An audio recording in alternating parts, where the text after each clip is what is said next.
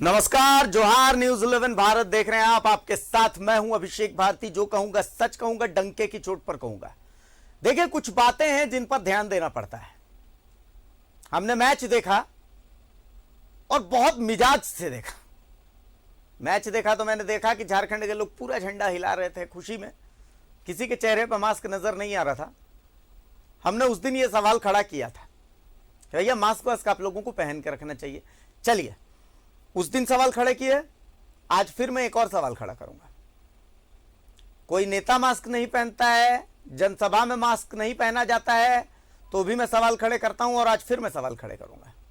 और यह सवाल इसलिए खड़े करूंगा क्योंकि एक शख्स हैं जो बड़ा बड़ा ज्ञान देते हैं कि भैया कोरोना की गाइडलाइंस फॉलो होनी चाहिए, ये होना चाहिए, वो होना चाहिए, ये लंबी लंबी देते हैं और फिर खुद जो प्रोग्राम आयोजित करते हैं उसमें कोरोना गाइडलाइंस की धज्जी उड़ा देते हैं।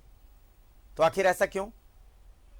इसी पर बातचीत होगी आज डंके के चोट पर, और हम आपको दिखाएंगे तमाम चीजें कि क्या हो रही हैं, वो भी डंके के चोट पर।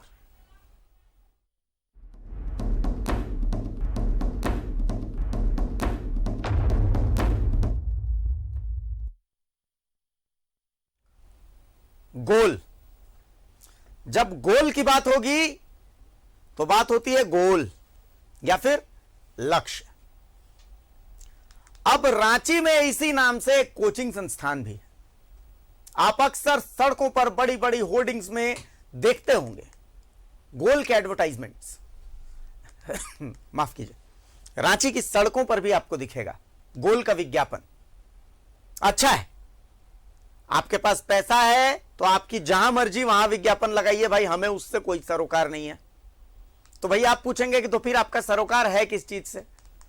गोल ने आज एक सेमिनार का आयोजन किया, फेलिसिटेशन समारोह था वो। सेमिनार में हम भी पहुंचे। सेमिनार के बाद गोल के फाउंडर विपिन सिंह साहब खूब लंबी लंबी दे रहे थे। कोरोना में ये नहीं होना चाहिए, कोरोना में वो नहीं होना चाहिए, मास्क लगाना चाहिए, फलाना सावधानी बरतनी चाहिए, ठिकाना सावधानी बरतनी चाहिए। अच्छा है, अच्छा है, ज्ञान देना चाहिए। लेकिन कुछ यूं हुआ कि पूरे सेमिनार में हमें मास्क से बमुश्किल मास्क लगाए 5 लोग नजर आए। स्टेज पर बैठा कोई शख्स मास्क लगाया ही नजर नहीं आया। सैनिटाइजर की कोई व्यवस्था ही नजर नहीं आई। तो फिर ये लंबी लंबी बातें क्यों? सबसे पहले हम आपको एक रिपोर्ट दिखाते हैं इस सेमिनार से जुड़ी, उसके बाद फिर आगे की बात होगी। सबसे पहले एक बार ये रिपोर्ट दिखा दीजिए भाइयों। रिपोर्ट दिखा देंगे तो आपके लिए एक आसानी हो जाएगी। रिपोर्ट दिखाइए। समाप्त नहीं हुआ है और मास्क में हर कोई किसी को रहना होगा, सारा प्रिकॉशन लेना चाहिए। ये जो सोसाइटी है उसे अवेयर करने की ज़रूरत है। अवेयरनेस बहुत ज़रूरी है। हमें उस तरीके से अवेयर करना होगा, अपने छात्रों को उस तरीके से मोटिवेट करना होगा और उसे मास्क के लिए प्रेरित करना होगा। ये हमें बहुत ज़रूरी है कि एहतियात बरतें और कोविड महामारी से हमें अपने को अभी बचाव करना है और आगे भी हम इस दिशा में काम करें। ये विपिन सिंह हैं, मेडिकल इंजीनियरिंग की तैयारी करवाने वाले संस्थान गोल इंस्टीट्यूट के फाउंडर हैं। कितनी अच्छी बात बोल रहे हैं, लेकिन इन गोल वालों ने गोलमाल कर दिया।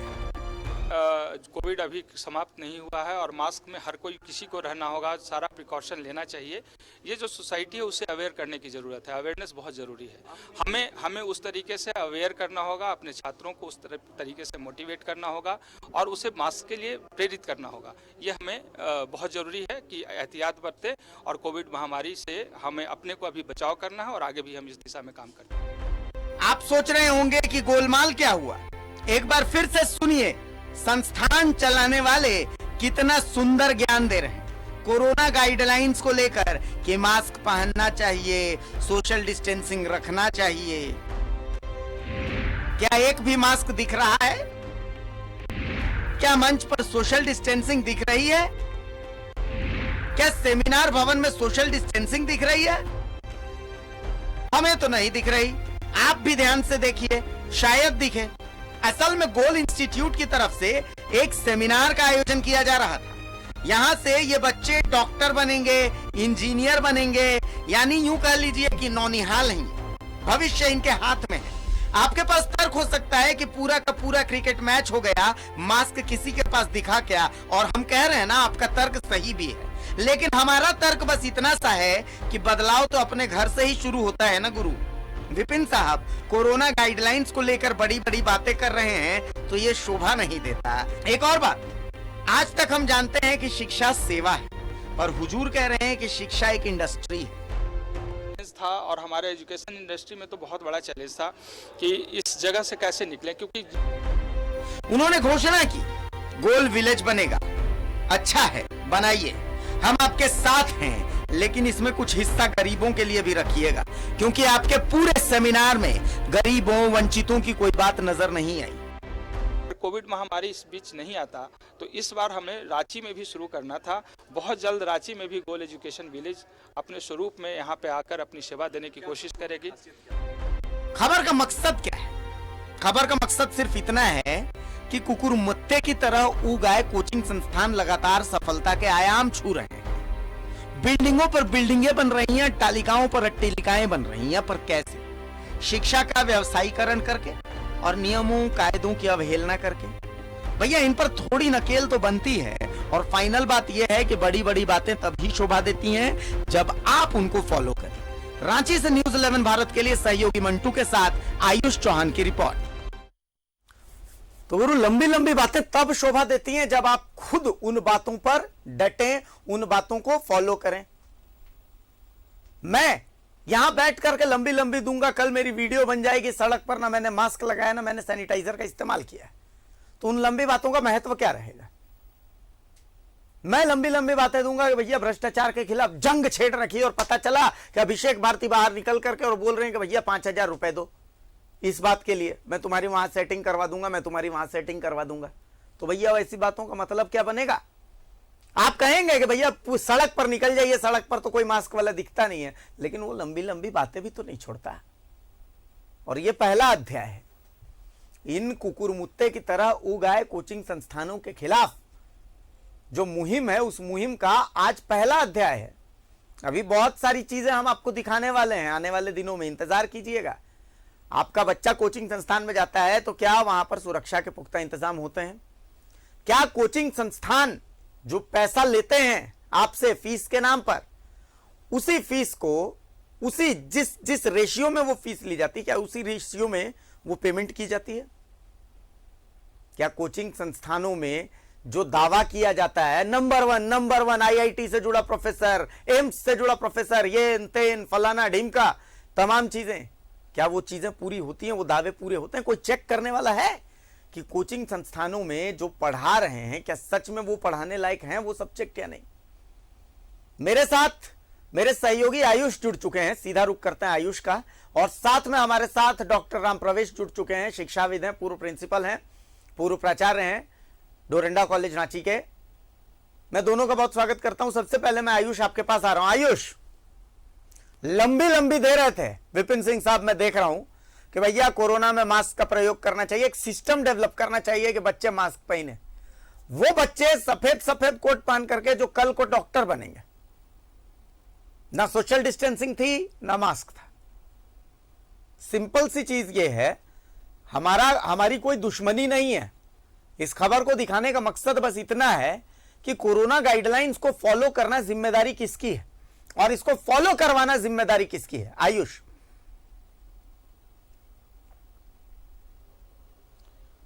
जी देखिए अभिषेक, आपने सही बात कही कि लंबी लंबी छोड़ रहे थे, लेकिन उस लंबी लंबी बातों में वो कहीं पर भी पूरे सभागार में उन बातों को अमल करना कहीं नहीं दिखा। क्योंकि देखिए एप्रन पहनकर जो कल के भविष्य के डॉक्टर हैं, आज कहें रिम्स कहें या फिर एम्स कहें, वो तमाम डॉक्टर कह रहे हैं कि हमें तीसरी लहर या जो आने वाला जो संकट है उससे बचने के लिए एहतियात बरतना जरूरी है। कम से कम जो मास्क का उपयोग जरूर हो, और राज्य सरकार भी इस तरह की गाइडलाइन जारी कर चुकी है कि आप कोई भी कार्यक्रम अगर करते हैं तो वहां पर सोशल डिस्टेंसिंग के साथ मास्क और सैनिटाइजर का उपयोग जरूर करें। लेकिन आपको बता दें कि ब्रांडिंग या फिर कहें जो है इस प्रचार के चक्कर में वो शायद ये तमाम चीजों को भूल गए कि आपको प्रवेश के द्वार पे ही लगाना है, कि मास्क के बिना आपको प्रवेश नहीं मिलेगा, या फिर जो संस्थापक गोल के संस्थापक है विपिन सिंह है वो मास्क पहने रहते हैं, उनके जो भी साथ में आए हुए मुख्य अतिथि तमाम लोग थे वो मास्क पहनते, तो लोगों को प्रेरित करते, क्योंकि ये डॉक्टर हैं, ये भावी डॉक्टर हैं जो कल इस तरह से जो कह सकते हैं दर्जनों वैश्विक महामारी आएगी उससे निपटना होगा। वही आप ये कह रहे थे अभिषेक की हर राजधानी के हर जो बिल्डिंग है, जितने भी कह सकते हैं इमारतें हैं, वहां पर आपको एक इंस्टीट्यूट का बोर्ड जरूर मिलेगा, और उस इंस्टीट्यूट में कहीं ना कहीं रैंक जो ऑल ओवर इंडिया रैंक होता है, AI-ट्रिपल हो, AI-ट्रिपल-E हो, चाहे IIT हो, ये तो जैसे कैसे बीज बन गया है लोगों इन व्यावसायिक जो शिक्षा का व्यवसायीकरण का एक बीज बन गया है कि आप अगर इस गेटवे को पार करना है तो आप आइए हमारे पास के जो पूर्व के छात्र थे उन्होंने रैंक 1 लाया, रैंक 4 लाया, ऑल ओवर इंडिया रैंक में इतनी है, हम आपको भी बना देंगे। लेकिन क्या अभिषेक उन इंस्टीट्यूट के अंदर प्रवेश करके हमने जाना, क्योंकि देखिए वैश्विक महामारी के बाद अगर क्लासेस चालू करने की अनुमति बहुत, आप भी पता है कि कोचिंग इंस्टीट्यूट के जो भी एसोसिएशन है उन्होंने काफी विरोध जताया था, काफी कह सकते हैं धरना प्रदर्शन किया था, सरकार ने उनकी बातें मानी, लेकिन क्या संस्थानों के अंदर ये जांच हो पाई अभी तक कि क्या सोशल डिस्टेंसिंग से तमाम चीजें की जा रही हैं या क्या कुछ है? ये तमाम चीजें हैं अभिषेक जो ये जानना बेहद जरूरी है, इस पर सरकार को ध्यान रखना चाहिए, क्योंकि वैक्सीन जो है वो कह सकते हैं 18 वर्ष के ऊपर के लिए है और हम लोग सब वैक्सीनेट हो रहे हैं, लेकिन बच्चों के लिए वैक्सीन नहीं आई है। और आने वाले दिनों में यदि अगर तीसरी लहर आती है तो, और ऐसा कहा जा रहा है कि ये बच्चों को सबसे ज्यादा प्रभावित करेगा, तो हमारे हालात क्या होंगे वो सोचने वाले होंगे। अब बात अगर व्यवसायीकरण की आती है तो हम आपको बता दें अभिषेक कि अगर आप इंस्टीट्यूट बड़े बड़े इंस्टीट्यूट का नाम आप लेते हैं तो ये सिर्फ पढ़ाई तक नहीं सीमित है। आज उसके बैग में देखेंगे तो फलना इंस्टीट्यूट, उनके टी शर्ट होने चाहिए, और बता दूं आपको उनके जो कह सकते हैं कि किताब कॉपी इंस्टीट्यूट से ज्यादा आप राजधानी के तमाम चौक चौराहे चल जाए, वहां बड़ा बड़ा होर्डिंग लाखों करोड़ों जो खर्च होता है मार्केटिंग में होता है। क्या उतना खर्च जो है उन बच्चों के भविष्य, आज तक मैंने ये नहीं सुना है अभिषेक कि किसी गरीब बच्चे को किसी इंस्टीट्यूट ने जो है पढ़ाया हो और उन्हें आगे बढ़ाया हो, जबकि वहां पढ़ने वाले तमाम ऐसे लोग होते हैं जो सक्षम होते हैं, कह सकते हैं कि उनके पास उतने पैसे होते हैं कि वो अपने भविष्य को आगे देख सके। तो ये समाज को दो बांटने का काम यहीं से शुरू होता है अभिषेक। जब बच्चे 10वीं पास करते हैं, 12वीं की ओर बढ़ते हैं, तब उन्हें इंस्टीट्यूशन का सहारा लेना पड़ता है, और ऐसे इंस्टीट्यूशन ताक लगा के बैठे रहते हैं कि हमारे पास बच्चे आएंगे और फिर लाखों की जो फीस वसूली जाएगी, लेकिन उनमें भी सब लोग सफल नहीं होते हैं। उन्हें यह आश्वासन दिया जाता है, क्योंकि आज भी मैं सुन रहा था, कार्यक्रम में था तो ये सुन रहा था कि लगभग कुछ कह सकते हैं 2-3 दर्जन बच्चे हैं जिन्होंने क्वालिफाई किया है, और बाकी बच्चों को आश्वासित कर रहे थे कि आप चिंता ना करें, कमी आप में है, आपकी वजह से आप नहीं हो पाए हैं। फिर से 2-4 नारों के साथ उन्होंने कहा कि अगले साल हम फिर कोशिश करेंगे, पर फीस तो जरूर लेंगे, फीस उतना ही भरना पड़ेगा, लेकिन लिखना आपको है, एग्जाम पढ़ना आपको है, हमारा क्या है, हम आपको तमाम चीजें उपलब्ध करा देंगे। तो ये व्यवसाय बन चुका है अभिषेक। और मैं आपका तो समाज जो बार बार दोहरा रहा हूं, समाज को 2 भाग में बांटने का काम यहीं से हो रहा है। और मैं सरकार से ये गुहार लगाऊंगा, गुजारिश करूंगा, उनसे निवेदन करूंगा कि ये तमाम चीजों को जो है नकेल कसने के लिए कुछ न कुछ नियम कानून जरूर लाए, ताकि जो समाज 2 भाग में बंट रहा है, अमीर गरीब का जो एक फासला है, जो खाई है, वो गहराता जा रहा है, वो कम हो। और सभी बच्चों को, मैं भी अभिषेक बता रहा हूं, मैं भी एक मध्यम वर्गीय परिवार से, और मेरा भी कहीं ना कहीं, आज तो मैं एक पत्रकार के तौर पे आपके सामने हूं, लेकिन मेरा भी सपना था कि मैं एक बड़े इंस्टीट्यूट में पढ़ूं और जाके, लेकिन कई मेरे दोस्त हैं जिन्होंने ऐसे ही इंस्टीट्यूट में एडमिशन लिया, वो राजधानी तमाम झारखंड से बाहर जाके पढ़े और इंजीनियरिंग की डिग्री लेकर आज बैठते हैं, मेरे साथ में बैठते हैं, और मेरी ही खबरों को देखकर मुझे बधाई देते हैं, बोलते हैं मेरा भी कुछ करा दे। तो ऐसा चला आ रहा है अभिषेक, ये हम समझने की जरूरत है अभिषेक। देखिए डॉक्टर राम प्रवेश हमारे साथ जुड़े हुए हैं, और आयुष आपने जो सवाल उठाया ना, बहुत महत्वपूर्ण सवाल उठाया, इसी सवाल पर मैं डॉक्टर राम प्रवेश के पास आ रहा हूं। डॉक्टर राम प्रवेश, अभी जैसा कि हम सुन रहे थे, कोचिंग इंस्टीट्यूट के संचालक हैं सिंह जी, उन्होंने कहा, विपिन सिंह साहब कह रहे हैं एजुकेशन इंडस्ट्री। मैं सिर्फ डॉक्टर राम प्रवेश के व्यू इसी पर समझना चाहूंगा माफ कीजिए, मैं डॉक्टर राम प्रवेश का व्यू इसी पर समझना चाहता हूं। एजुकेशन क्या इंडस्ट्री हो सकती है? डॉक्टर राम प्रवेश। देखिए, अब ये तो अपनी अपनी सोच है। आजकल नई नई परिभाषाएं गढ़ी जा रही हैं हर चीज के बारे में, उसी में एजुकेशन भी आ जाता है। आप तो जानते हैं कि आज हमारे देश की स्थिति ये हो गई है कि हमारा जो शिक्षा का राष्ट्रीय बजट है उसका कई गुना अधिक हमारे कोचिंग संस्थानों का बजट सालाना हो गया है। हमारे शिक्षा तो राष्ट्रीय शिक्षा का जो बजट है उससे कहीं ज्यादा हो गया है। अब व्यवसायीकरण की जो बात आप कर रहे हैं, तो अब देखिए, हमारा देश आजाद हुआ था तो आप जानते हैं केवल 20 यूनिवर्सिटी हमारे देश में थी। तो 10वां आपका 5 ईयर प्लान जब खत्म हो रहा था तो मुश्किल से 600 के लगभग विश्वविद्यालय थे। आज इस देश में 1000 से ज्यादा विश्वविद्यालय हो गए हैं। उसमें भी 415 ही आपके स्टेट के हैं और 54 सेंट्रल के हैं। बाकी 361 प्राइवेट हैं, 125 आपके डीम्ड यूनिवर्सिटीज हैं। डीम्ड यूनिवर्सिटी तो समझ लीजिए कि एज गुड एज प्राइवेट ही उसको मान लीजिए। लेकिन तब यहाँ सवाल ये उठता है कि प्राइवेटाइजेशन और कमर्शलाइजेशन, तो व्यवसायीकरण और प्राइवेटाइजेशन दोनों को दो तरह से समझना होगा कि कॉमर्शियल का मतलब क्या हुआ। आप अगर उसको सिर्फ मनी मेकिंग आपका मोटिव हो जाता है, केवल उसे पैसा बनाना आपका उद्देश्य हो जाता है और तरह तरह का बोझ आप छात्रों पर, अभिभावकों पर डालना शुरू कर देते हैं, तो वो व्यवसायीकरण हो गया। प्राइवेट संस्थान खुलना कोई गलत बात नहीं है। प्राइवेट संस्थान, ये सही बात है कि सरकार के पास इतने साधन नहीं है कि सरकार बढ़ती हुई आबादी और जो शिक्षा का डिमांड है उसको पूरा करने के लिए स्वयं सब कुछ कर ले, ऐसा संभव नहीं है। इसलिए प्राइवेट संस्थान खुलने चाहिए, लेकिन उस पर नियंत्रण होना चाहिए, जो हमारा नियंत्रण खत्म हो गया है। और साथ ही साथ दूसरी बात मैं ये भी यहाँ कहना चाहूंगा कि जो हमारे सरकारी संस्थान है, जो स्टेट लेवल के हैं, सेंट्रल लेवल के हैं, उनकी दुर्दशा भी तो देख लीजिए। आप 2 लाख 2.5 लाख तनख्वाह दे रहे हैं, लेकिन आज तक एक भी आप क्वालिटी इंस्टीट्यूशन आप बना नहीं पा रहे हैं। हमारे देश की स्थिति ये है कि आज वर्ल्ड के 200 यूनिवर्सिटी में हमारे देश के कोई यूनिवर्सिटी अपना पोजीशन नहीं रखता है। तो अनेक स्तरों पर है, आप ध्यान देंगे तो है। पहले तो हमको अपना सुधारना ही होगा, लेकिन हाँ, इसका मतलब ये नहीं है कि हम व्यवसायीकरण को बढ़ावा दे दें। तो व्यवसायीकरण के बढ़ावा में आप जैसा कि रोज सवाल उठाते रहते हैं किसी न किसी मुद्दे को लेकर के, वही भ्रष्टाचार इसके गर्द में आ जाता है। अभी हाल ही में तो कल परसों ही अखबार में हमने देखा कि किसी कुलपति महोदय के यहाँ से करोड़ों की संपत्ति निकल गई। तो ऐसे ऐसे लोगों पर जब शिक्षा का भार देंगे और शिक्षा के उनकी जिम्मेदारी होगी तो क्या होगा बिल्कुल सही बात हमारे यहाँ उच्च शिक्षा का। बिल्कुल सही बात है। स्थिति दोनों पर विचार बहुत महत्वपूर्ण जगह पर ये बातचीत है डॉक्टर राम प्रवेश, बहुत महत्वपूर्ण जगह पर ये बातचीत है। देखिए, मैं एक छोटे से ब्रेक के लिए यहाँ पर रुक रहा हूं, मैं आपके पास वापस आऊंगा, क्योंकि आपकी बातों से एक सवाल पीछे रह गया है। इस सवाल का जवाब मुझे आप जैसे शिक्षाविद से समझना है। एक छोटे से ब्रेक के कह रहा हूं कि इन कोचिंग इंस्टीट्यूट वालों की मोनोपोली तोड़नी जरूरी है। इन्होंने असल में आपको टकसाल समझ लिया और आपके बच्चों को समझ लिया है एटीएम। मैं आपको बता रहा हूं और डंके की चोट पर कह रहा हूं, मैं आपको बता रहा हूं ना कि आप कभी नहीं सुनेंगे कि कोई कोचिंग इंस्टीट्यूट किसी को गोद ले रहा है, किसी गरीब बच्चे को फ्री में पढ़ा रहा है ना। ये सब कोचिंग इंस्टीट्यूट के लिए तो है ही नहीं। और सबसे बड़ी बात है कि एक बच्चा 6-6, 7-7 कोचिंग इंस्टीट्यूट्स के कवर पेज पर रहता है। All India rank 1, all India rank 2 का है। तो भैया उसने 2 दिन हमारे यहां पढ़ाई की थी, उसने 3 दिन हमारी पढ़ाई की थी, उसी 3 दिन में वो निकल गया। ये 3 दिन में जो निकल गया तो उसके लिए आप फोटो छपवाते हैं, बहुत अच्छी बात है। लेकिन जो 3-3 साल आपके पास पढ़ करके नहीं निकाल पा रहा है, उसकी जिम्मेदारी किसकी है?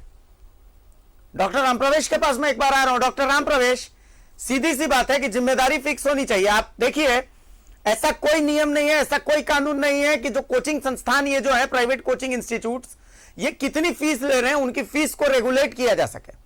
आप कभी नहीं देखेंगे कि किसी कोचिंग संस्थान पर प्रशासन का छापा पड़ता है कि भैया वहां पर बच्चों के लिए सिक्योरिटी की क्या व्यवस्था है, वहां पर बच्चों के लिए पढ़ाई की क्या व्यवस्था है, क्या जो शिक्षक पढ़ा रहे हैं, जिसको आप दिखा रहे हैं कि वो आईआईटी से आया हुआ है, क्या वो आईआईटीएन है कि नहीं है। भैया, सरकारी नौकरी में एक प्रोफेसर जब कोई बनता है तो कितने तरीके की जांच होती है, कितने बार सर्टिफिकेट जांच होती है, तब जाकर के उसको जिम्मा मिलता है कि हाँ भाई तुम बच्चे को पढ़ाने के लायक हो, तब मुहर लगता है कि हाँ ही इज अ प्रोफेसर। लेकिन एक कोचिंग इंस्टीट्यूट में कोई नर्सरी फेल भी जाकर के और बाकायदा सिद्धांत बताता है रिलेटिविटी का, कोई चेक करने वाला नहीं है कि वो रिलेटिविटी का सिद्धांत सही बता रहा है गलत बता रहा है। डॉक्टर राम प्रवेश जी, कोचिंग संस्थान का जो आपने सवाल उठाया, ठीक है, कोचिंग संस्थान में बहुत तरह की मनमानियां हो रही हैं, या आपने जो जो बातें उठाई सभी सत्य है, लेकिन एक सवाल ये भी उठता है ना कि आखिर नियंत्रण करेगा कौन? नियंत्रण जिनको करना है, कोचिंग संस्थान ठीक है, वो कमर्शियल कॉम्प्लेक्स है, एक फैक्ट्री की तरह काम कर रहे हैं, तो फैक्ट्री भी तो फैक्ट्री एक्ट से चलती है ना। तो आखिर नियंत्रण नियंत्रण तो होना चाहिए, और नियंत्रण जो करने वाले जो हमारे सक्षम लोग बैठे हुए ऊपर में, उनकी निगाह होनी चाहिए। और मान लेते हैं कि आप ठीक है कोचिंग में आप नियंत्रण कर भी देते हैं, तो भी आपके जो इतने इंस्टीट्यूशन बड़े बड़े इंस्टीट्यूशन खोल के आप बैठे हुए हैं राज्य में या केंद्र के आधार पर, आप उस पर विश्वास लोगों का जो उठ रहा है, उस विश्वास को कब आप रिस्टोर करेंगे? आज अगर हमारे इंस्टीट्यूशन पर, स्कूल कॉलेज के पढ़ाई पर, उसकी व्यवस्था पर अगर हमारे विद्यार्थियों का अगर विश्वास जमा रहता तो कोचिंग को नहीं भागते। आप क्या समझते हैं कि आज भी हमारे समाज में कितने % बच्चे हैं जिनके पास कैपेसिटी है प्राइवेट में कोचिंग करने के लिए, कोटा भेजकर कोचिंग कराने के लिए, किसी को और जगह से भेज के कोचिंग कराने के लिए? हम उनकी बातें नहीं सोचते हैं। ठीक है, कोचिंग मनमानी कर रहे हैं, उसका नियंत्रण करना सरकार का काम है, सरकार को देखना ही पड़ेगा। ऐसा न हो कि ये स्थिति विस्फोटक हो जाए, ये एक सामाजिक बीमारी का रूप ले ले, तब लोग चेते, समय रहते चेत जाए तो बेहतर है। और मैं कहूंगा कि इसमें तो बेस्ट उपाय है कि अपने जो आपके इंस्टीट्यूशन है वहां भी आप देखिए कि आपका संसाधन है कि नहीं, शिक्षकों की कमी कैसे दूर होगी, हमारा इंफ्रास्ट्रक्चर है कि नहीं है, उसको उसमें तो जो विश्वास हमारा खो रहा है, हमारे जो इंस्टीट्यूशन विश्वास खो रहे हैं विद्यार्थियों का, अभिभावकों का, उस विश्वास को हम कैसे रिस्टोर करेंगे? उसको जब तक रिस्टोर नहीं करेंगे तो आप प्राइवेट जो कोचिंग संस्थान है उनके मनमानी पर अंकुश लगाना भी मैं समझता हूं कि आसान बात नहीं होगा। बिल्कुल सही बात है, बिल्कुल सही बात। आयुष, देखिए डॉक्टर रामप्रवेश जो बोल रहे हैं बहुत लॉजिकल बात बोल रहे हैं। आप इसी से अंदाजा लगाइए कि एक कोचिंग संस्थान के फाउंडर हैं, कैमरे पर बहुत अच्छे से सीना फुला के बोल रहे हैं कि भैया देखिए मास्क पहनना चाहिए, सोशल डिस्टेंसिंग रखना चाहिए, या लंबी लंबी दे रहे हैं। भाई इनमें कॉन्फिडेंस ही है ना कि इनका कोई कुछ बिगाड़ नहीं सकता, तभी तो किसी को एक छात्र मुझे मास्क वाला नहीं दिख रहा, मंच पर बैठे लोग मुझे सोशल डिस्टेंसिंग में नहीं दिख रहे, बाकायदा मास्क वाले नहीं दिख रहे। तो ये इनका कॉन्फिडेंस है कि हम बोलेंगे कुछ करेंगे कुछ, हमारा कोई कुछ बिगाड़ेगा नहीं, इसलिए क्योंकि इतना लंबा लंबा एडवर्टीजमेंट है भाई, कोई कैसे कुछ बिगाड़ लेगा। आयुष जी अभिषेक, देखिए आपने सही बात कहा कि उनको इतना कॉन्फिडेंस है कि उन्हें फर्क नहीं पड़ता है कि क्या कोई कुछ भी बोले। हमने सवाल पूछा तो वो बात को घुमाते नजर आए, आपको भी जैसा कि आपने सुना होगा, वो उन्होंने स्पष्ट नहीं कहा। मैंने कहा कि उनसे पूछा कि ये भावी डॉक्टर हैं, अगर यही कल जाके आपकी तरह व्यवहार करेंगे तो आम लोगों का क्या होगा? देखिए इस बात को समझिए कि गुणवत्ता और महत्ता वो खत्म यहीं से होती है। क्योंकि आप भी जान रहे हैं कि ये ना सिर्फ गोल विलेज बल्कि आपको बता दें ये कॉलेज का भी प्रोग्राम बना रहे हैं। इन्होंने ये अपने प्रोग्राम, एनुअल प्रोग्राम में ये कहा कि हम कॉलेज के बारे में भी सोच रहे हैं, और हो सकता है कि आने वाले दिनों में उनके पास पैसे है भाई साहब, ये तमाम जो कह सकते हैं सेटिंग वेटिंग करके एक कॉलेज भी खोल दे और उस कॉलेज का प्रचार जोर शोर से हो। बच्चे इसी तरह सोचे कि रैंक फलना ढेकना इतना इतना रैंक वाले लोग हैं, हम भी वो बन जाएंगे, वो चले जाए। लेकिन गुणवत्ता और महत्ता यहीं से खराब होती है, यहीं से इसकी शुरुआत होती है। आप समझिए अभिषेक कि हमारे देश में कितने इंजीनियर हर साल आते हैं, कितने डॉक्टर आते हैं, लेकिन आज भी सरकारी अस्पतालों में डॉक्टर की कमी है। इनोवेटिव इंजीनियर नहीं है जो कह सकते हैं कि कुछ वैसा बनाए जो रोजगार दे, या कुछ ऐसा बनाए जो देश को आगे ले जाए। और कारण यहीं से शुरुआत होती है। कहते हैं ना कि जहां से आप बीज बोते हैं, जहां पानी देते हैं, वहीं से आप पौधा उगता है, पेड़ का स्वरूप लेता है, फल मिलता है। तो ऐसे जो पौधे लगाने वाले, बीज बोने वाले लोग हैं, ऐसे लोग हैं जो कहीं ना कहीं हमारे देश के भविष्य को खराब करते हैं। देखिए हम एक कहावत है कि अगर किसी देश को बर्बाद करना है तो उसे बम गोले से नहीं, बल्कि आप उसके जो शिक्षा का है उसको खराब कीजिए, शिक्षा व्यवस्था को खराब कीजिए, वो खुद ब खुद बर्बाद हो जाएगा, जिस पर नकेल कसने की जरूरत है। मैं भारत सरकार ही सहित मैं राज्य सरकार से कहता हूं कि केरल से सीखिए। केरल में मैं आपको बता दूं कि मैं इससे पहले कुछ चीजें पढ़ रहा था, क्योंकि सबसे अगर बोले लिटरेट में तो हमारा राज्य केरल आता है, लेकिन वहां पर आप जाइएगा ना तो ये तमाम इंस्टीट्यूटों को जगह नहीं है। आपको बता दें ये झारखंड, बिहार, उड़ीसा, पूर्वोत्तर राज्यों में मिलेंगे, लेकिन उस राज्य में उनको जगह नहीं है। क्यों? क्योंकि वहां सब लोग समझते हैं, इनका जो कह सकते हैं मोनोपोली है वो अच्छे से समझते हैं। बच्चों को पढ़ने की इच्छा खुद से होनी चाहिए, सिर्फ प्रतिशत ऐसे इंस्टीट्यूट वाले लोग हैं जो आपको थ्योरेटिकल बता देते हैं और 90% जो हम अभिभावक हैं उन पर निर्भर करता है। लेकिन ये तमाम चीजें यहाँ पर समझाने के लिए कोई नहीं है। और देखिए ये जो हमारे देश में जितनी भी पढ़ाई लिखाई चल रही है वो मतलब प्रैक्टिकल नहीं है कुछ भी। आप बताएं कि सिर्फ किताबी ज्ञान से क्या कोई आगे बढ़ सकता है? उसे सामाजिक ज्ञान तमाम वो व्यवस्था देनी होगी, जैसा कि हमारे प्रधानमंत्री नरेंद्र मोदी कह रहे हैं कि नई शिक्षा नीति लाएंगे। अगर ये वाकई आ जाता है अभिषेक, वो तमाम संसाधन होंगे तब जाकर बेरोजगारी दर घटेगी, क्योंकि हमें सिर्फ मैनुअली अगर काम करने से अगर तमाम चीजें अगर हो जाए, देश में तमाम चीजें चलने लगे, तब कह सकते हैं सभी लोगों को रोजगार मिलेगा। लेकिन यहां पर हमें टेक्निकली फेलियर है, हमारे पास संसाधन नहीं है। और संसाधन क्यों नहीं? बिल्कुल सही बात है आयुष, बिल्कुल। चलिए, बहुत शुक्रिया आयुष आपका, बहुत शुक्रिया डॉक्टर राम प्रवेश आपका। आप दोनों ने अपना वक्त दिया, आप दोनों ने बहुत महत्वपूर्ण बातें बताई। अब सवाल ये उठता है कि भैया एक सिस्टम होना चाहिए कि ये जो कोचिंग इंस्टीट्यूट हैं ये पैसे ले रहे हैं, आखिर किस बात के ले रहे हैं? जो बातें कही जा रही हैं क्या वो बातें हो रही हैं? अब जैसे यहां पर विपिन सिंह कह रहे हैं कि भैया मास्क लगाना चाहिए, सैनिटाइजर लगाना चाहिए, लेकिन कुछ है नहीं। तो पढ़ाई में यही चीजें होती हैं कि नहीं होती हैं, इसकी क्या गारंटी? क्या हमारे पास ऐसी कोई व्यवस्था है कि हम चेक कर सकें? चलिए, अब तक जो नहीं हुआ वो अब होगा। न्यूज़ 11 भारत है ना, न्यूज़ 11 भारत ऐसे तमाम इंस्टीट्यूट्स के यहां जा करके और चेक करेगा, reality check, ground zero reporting. जहां पर भी जनता का खून चूसा जाएगा ना, वहां पर उस खून का हिसाब लेने के लिए तो हम पहुंचेंगे ही पहुंचेंगे। ऐसे ही थोड़ी हम न्यूज़ 11 भारत एक छोटे से ब्रेक के लिए रुक रहे हैं, डंके की चोट पर जारी रहेगा और हम आपको एक और मुद्दे से मिलाएंगे, दिखाएंगे कि कैसे।